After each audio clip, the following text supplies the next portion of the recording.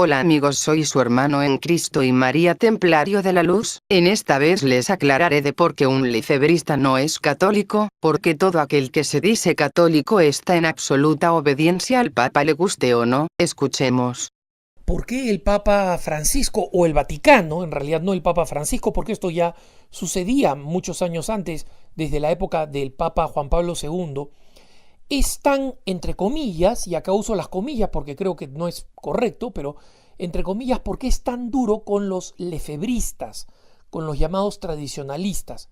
Y porque yo mismo soy tan duro con ellos en las redes sociales o en mis programas de televisión o incluso aquí en estos podcasts. Miren, hermanos, no hay ninguna ojeriza personal contra los lefebristas como individuos, pero con los lefebristas y con los tradicionalistas y con, ojo, y digo tradicionalistas, no los que están a favor de la tradición, porque entre los que están a favor de la tradición yo soy el primero en la fila.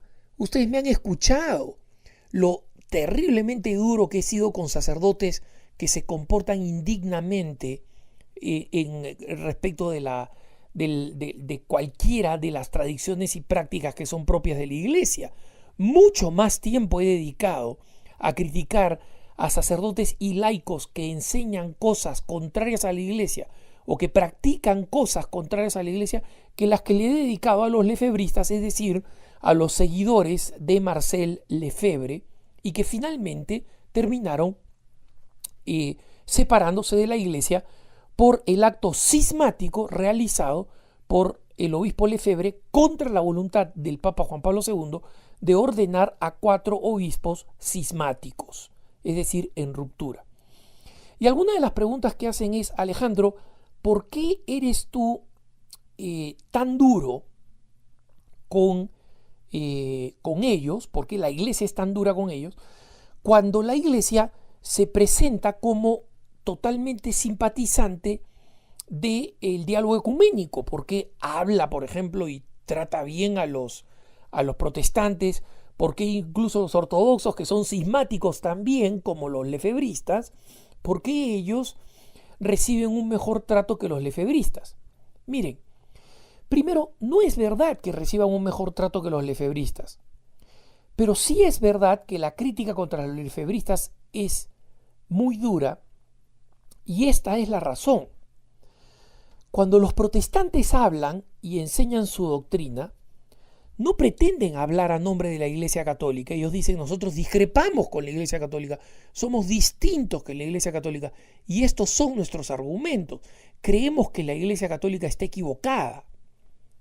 Y en consecuencia, el católico podrá evaluar los argumentos, la solidez de los argumentos, y decir: bueno, están equivocados, o lo que sea, ¿no? Lo mismo o algo parecido sucede con, digamos así, los ortodoxos. Cuando los ortodoxos hablan, por ejemplo, y ojo, los ortodoxos en su gran mayoría, digamos, hay algunas ramas de los ortodoxos que son muy, muy amigables, pero en su gran mayoría los ortodoxos no simpatizan con los católicos para nada y tienen una cantidad de resentimientos históricos, son bastante duros con los católicos, tienen muy poca simpatía por los católicos. Y en consecuencia el diálogo ecuménico con ellos es un diálogo muy difícil, ¿no? Sin embargo, la iglesia lo saca adelante. ¿Por qué? Porque existe un reconocimiento, que es el reconocimiento de que ellos tienen una idea de lo que es la salvación distinta a la nuestra y la proclaman como distinta a la nuestra. Lo mismo los ortodoxos tienen una idea de cuál es el camino de la salvación y proclaman ese camino como totalmente distinto al nuestro. Ese no es el problema con los lefebristas. Los lefebristas están en estado de cisma y ojo, los lefebristas van a decir: cuidado, hay una diferencia entre el acto cismático y el cisma. O sea, comienzan a partir pelos por la mitad, pero por el centro.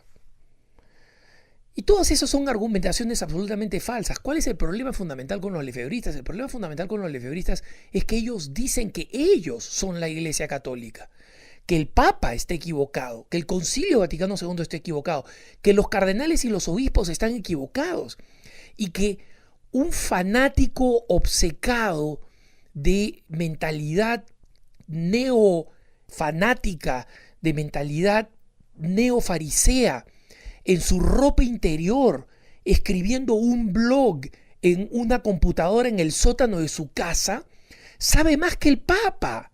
Eso es lo que ellos creen. Y que el Papa, Juan Pablo II, Benedicto XVI, Francisco, siendo los vicarios de Cristo vivos en su momento en la tierra, saben menos que ellos. Y por eso es que a los lefebristas hay que denunciarlos duramente, porque son camino de perdición y son camino al infierno, así de sencillo. Miren, hermanos, cuando yo estaba recién en mi proceso de conversión al catolicismo, había sido bautizado, leí un libro de un autor que se llama Morris West, que se llama El abogado del diablo. No es un libro particularmente interesante, en consecuencia no lo estoy recomendando, pero recuerdo un episodio muy interesante, muy interesante, porque este es un sacerdote que se está muriendo y al que le piden que sea, entre comillas, abogado del diablo, es decir, que vaya a investigar todo lo que se pueda decir en contra del proceso de canonización de un personaje muy extraño, que había sido un hombre muy libertino en el sur de Italia, muy libertino, y que sin embargo había tenido una gran conversión y que finalmente se le adjudicaban milagros. Entonces era una vida muy complicada de poder defender como modelo de santidad. Hay, sin embargo, en el libro una reflexión que el autor Morris West hace y dice: ¿por qué la Iglesia toma a las personas que son más horripilantemente pecadoras, con los pecados más horripilantes, y los perdona? ¿No? ¿Y por qué, en cambio, a herejes que han tenido incluso vidas virtuosas desde el punto de vista moral, ¿no? Pensemos, por ejemplo, en Pelagio, el fundador del pelagianismo, o pensemos en Arrio, el fundador de los arrianistas, o pensemos el fundador de los cátaros o albigenses. Eran personas que tenían vidas morales ejemplares, y sin embargo ellos fueron excomulgados y brutalmente apartados de la Iglesia, mientras que pecadores que cometen pecados horribles, recurrentes, no los botan de la Iglesia y los perdonan a través del sacramento de la confesión. ¿Saben cuál es la razón por la cual la Iglesia hace eso, hermanitos? No es porque sea injusta, es porque el pecador, por más vil que sea, reconoce en la doctrina de la Iglesia, incluyendo el sacramento de la confesión, el camino de salvación. Y en consecuencia, incluso con su pecado vergonzoso, se convierten en signo de que la salvación sigue siendo una: Jesucristo tal como lo predica y tal como lo presenta la Iglesia. El hereje, y en este caso el lefebrista, distorsiona lo más esencial, que es el camino de salvación. Ya no dice la salvación está en la enseñanza del pontífice. Ya no dice lo que dice la Iglesia. Se opone a lo que dice la Iglesia y enseña cosas distintas. Y ojo, yo conozco a los lefebristas, van a decir: no, los que enseñan cosas nuevas son ustedes. Nosotros repetimos lo que siempre ha enseñado la Iglesia. Lo que siempre ha enseñado la Iglesia, no importa si es que no es corroborado, interpretado y reafirmado por el pontífice de hoy. En consecuencia, cuando el lefebrista traiciona la esencia de la doctrina, el lefebrista como individuo debe ser tratado con la máxima caridad, como hermano en la fe, pero como lefebrista, como sustentador, protector y difusor de un camino de perdición para los cristianos, ahí la Iglesia y quienes vivimos para la Iglesia y quienes defendemos a la Iglesia tenemos que ser y vamos a ser absolutamente implacables, absolutamente implacables.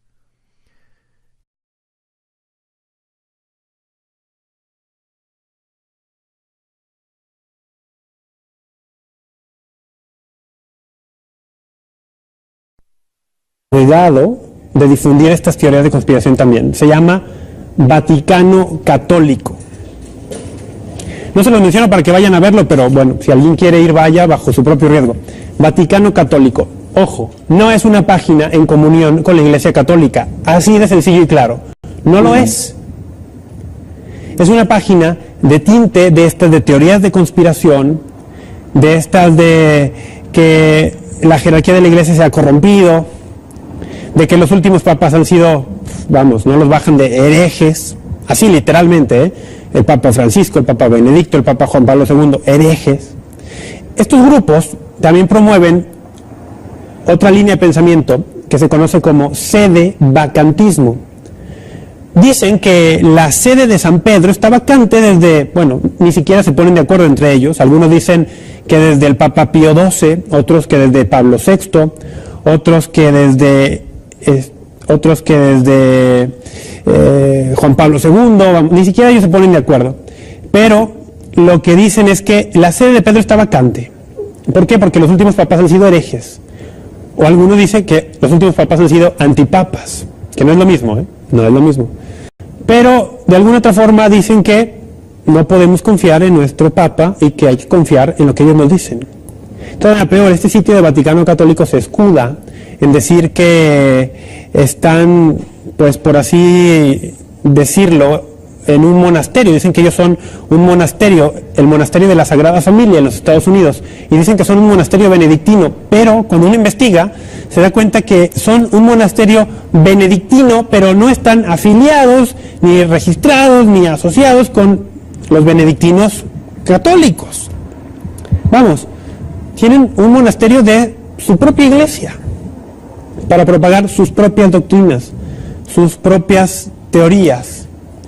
Entonces, lo que tenemos nosotros que estar muy conscientes es de que estos sitios no están en comunión con la iglesia, buscan mermar su autoridad y que todo lo que ellos nos están propagando está destinado a hacer merma en los cimientos de nuestra fe. Ojo, otra característica que, por ejemplo, algunos de estos grupos manejan, como Vaticano Católico, que pertenecen a una corriente que se denomina tradicionalismo radical, pongámosle así, tradicionalismo radical, o mejor dicho, extremista, es que dicen que si la misa, la Santa Misa, no se celebra según el rito extraordinario y en lengua latina y según, digamos, el misal de San Pío V, pues que entonces la Santa Misa no es válida. Vamos, que la Santa Misa del Novus Ordo o del rito ordinario, para ponerlo más fácil y en un lenguaje a lo mejor más accesible, la Santa Misa a la que tú y yo vamos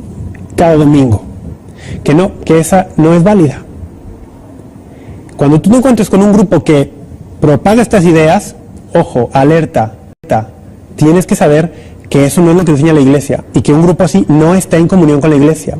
Otro tip, otra pauta para discernir: cuando un grupo te dice que el Concilio Vaticano II fue un concilio que no aportó nada bueno a la iglesia, que al contrario, que del concilio han surgido herejías y profanaciones y ultrajes, y cuando se habla mal sistemáticamente del Concilio Vaticano II, ojo, otra señal de alerta de que esas personas no están en comunión con la Iglesia Católica. Cuando te dicen que prácticamente el Concilio Vaticano II es la causa de todos los males modernos de la Iglesia, ojo, alerta, ¿sí? Hay que estar muy atentos con esto.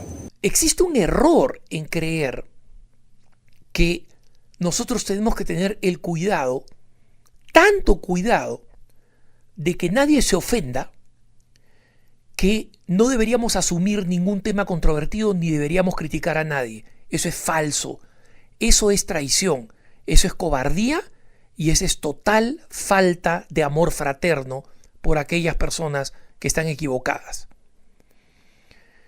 Aclarar las cosas nunca justifica faltar a la caridad, pero muchas veces se confunde faltar a la caridad con ofender a alguien.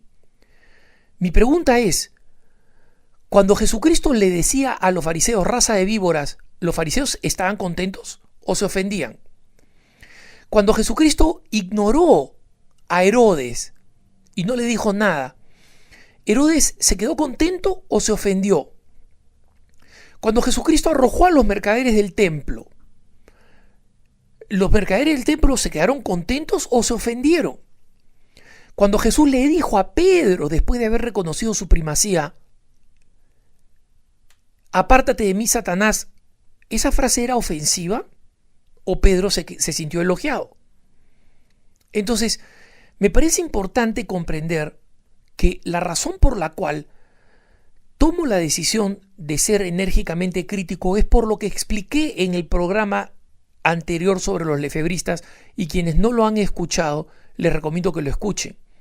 El problema de los lefebristas es que distorsionan la doctrina, se creen dueños de la doctrina, creen que saben más que el Papa, creen que el hecho de poder citar documentos de la Iglesia viejos les da la potestad de señalar que saben más y que saben mejor y que pueden declarar hereje y errado a quien ha recibido, el único que ha recibido la potestad de interpretar la doctrina, que es el Papa, como el único vicario vivo de Cristo. Entonces, en el fondo se han vuelto protestantes, y como protestantes son peores que los protestantes, porque los protestantes por lo menos dicen: nosotros nos hemos separado de esa iglesia. El lefebrista insiste: yo soy católico. Hay un pseudo sacerdote ahí en internet que no se atreve a dar su nombre y se declara un sacerdote que se dedica a enseñar la doctrina católica, y todo lo que hace es atacar al Papa y a los obispos que no le gustan. No enseña nada, insulta al pontífice. Me insulta a mí también, pero me tiene totalmente sin cuidado.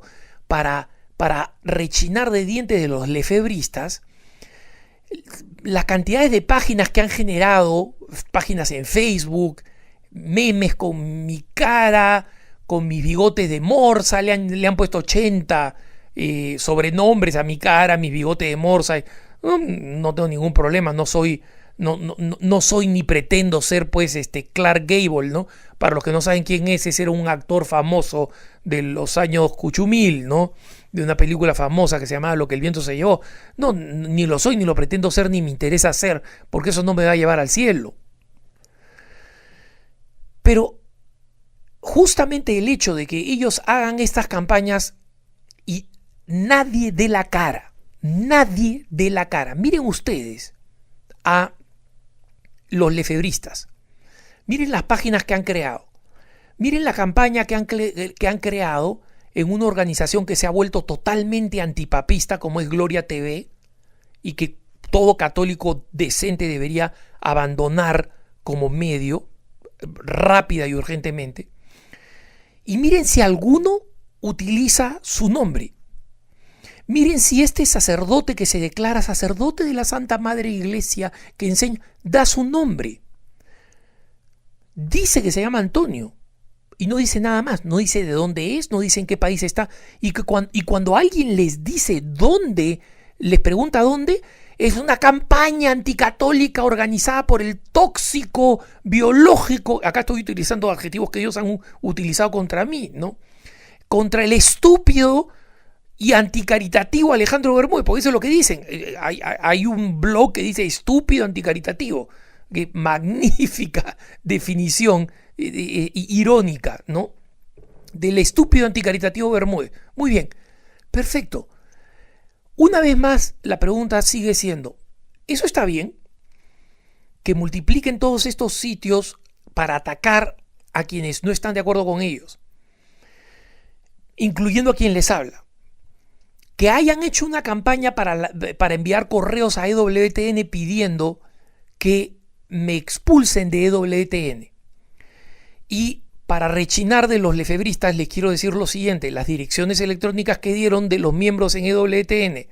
Primero, ninguno de ellos tiene autoridad sobre mí. Ninguno. Corresponden a divisiones de EWTN que no tienen mando sobre mí. Pero son mis hermanos y amigos.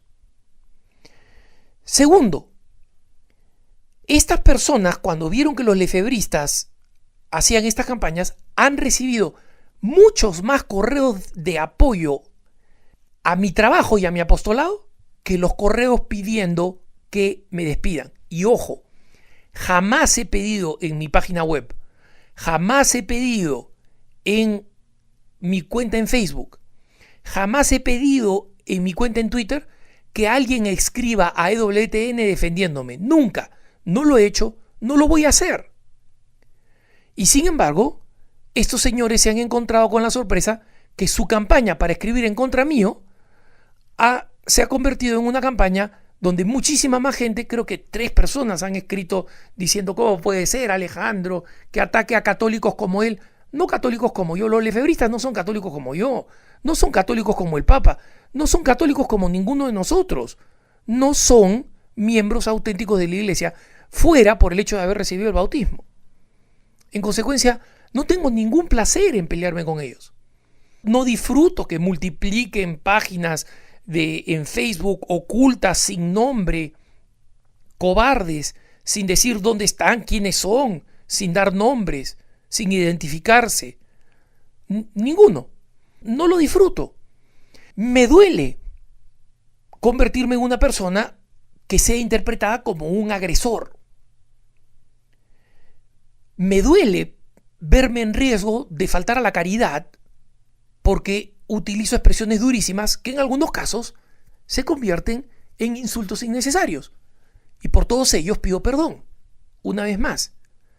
Pero hermanitos, que hay que dar la cara y la pelea, como explicaba en el punto de vista anterior, contra aquellos que están conduciendo a las personas a la perdición, porque se hacen pasar por católicas y atacan al Papa y niegan su autoridad, niegan su magisterio, niegan el magisterio de la Iglesia y pretenden ser ellos los representantes de la Iglesia nombrándose papas de ropa interior que escriben a escondidas y cobardemente en el sótano o la buhardilla de alguna casa perdida en el medio de ninguna parte. Esos no pueden no ser denunciados constantemente, avergonzados y expuestos públicamente con la esperanza, primero, de que no conduzcan a almas a la condenación y segundo, por supuesto, con la esperanza de que se conviertan.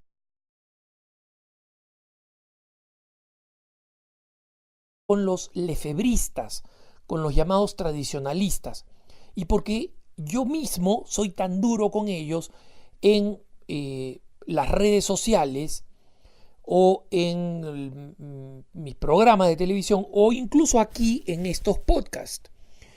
Miren, hermanos, no hay ninguna ojeriza personal contra los lefebristas como individuos, pero con los lefebristas y con los tradicionalistas y con, ojo, y digo tradicionalistas, no los que están a favor de la tradición, porque entre los que están a favor de la tradición yo soy el primero en la fila. Ustedes me han escuchado lo terriblemente duro que he sido con sacerdotes que se comportan indignamente en respecto de cualquiera de las tradiciones y prácticas que son propias de la Iglesia. Mucho más tiempo he dedicado a criticar a sacerdotes y laicos. Hola amigos, soy su hermano en Cristo y María Templario de la Luz. En esta vez les aclararé de por qué un lefebrista no es católico, porque todo aquel que se dice católico está en absoluta obediencia al Papa, le guste o no. Escuchemos. ¿Por qué el Papa Francisco o el Vaticano, en realidad no el Papa Francisco, porque esto ya sucedía muchos años antes, desde la época del Papa Juan Pablo II, es tan, entre comillas, y acá uso las comillas porque creo que no es correcto, pero entre comillas, ¿por qué es tan duro? Alejandro, ¿por qué eres tú tan duro con ellos? ¿Por qué la Iglesia es tan dura con ellos? Cuando la Iglesia se presenta como totalmente simpatizante del diálogo ecuménico, porque habla, por ejemplo, y trata bien a los protestantes, porque incluso los ortodoxos, que son cismáticos también, como los lefebristas, porque ellos reciben un mejor trato que los lefebristas, los que enseñan cosas contrarias a la Iglesia o que practican cosas contrarias a la Iglesia, que las que le he dedicado a los lefebristas, es decir, a los seguidores de Marcel Lefebvre, y que finalmente terminaron separándose de la Iglesia por el acto cismático realizado por el obispo Lefebvre contra la voluntad del Papa Juan Pablo II de ordenar a 4 obispos cismáticos, es decir, en ruptura. Y algunas de las preguntas que hacen es: